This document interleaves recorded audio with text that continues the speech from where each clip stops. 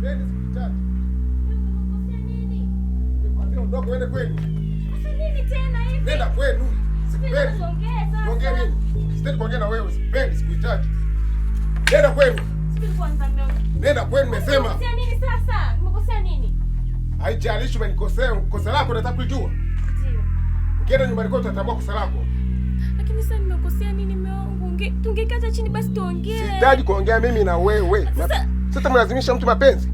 Mimi na wewe mapenzi yameisha leo. Sikuhitaji.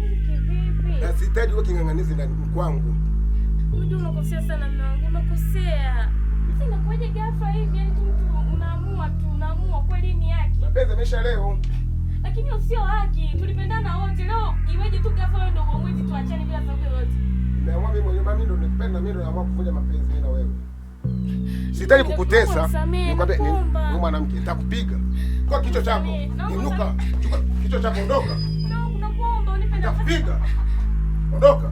Nimesema ondoke. Sitaki kuona hapa nyumbani. Lakini unakosea nini? Basi tungeongea. Haijalishi, mimi sitaki kuongea na wewe. Hapana.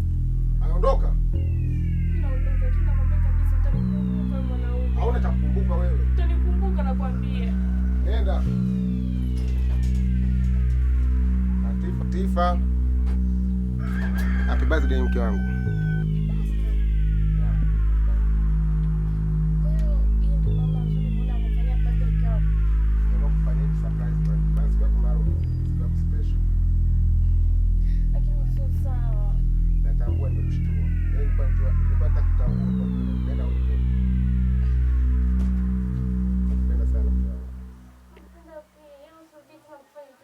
Nimekuelewa.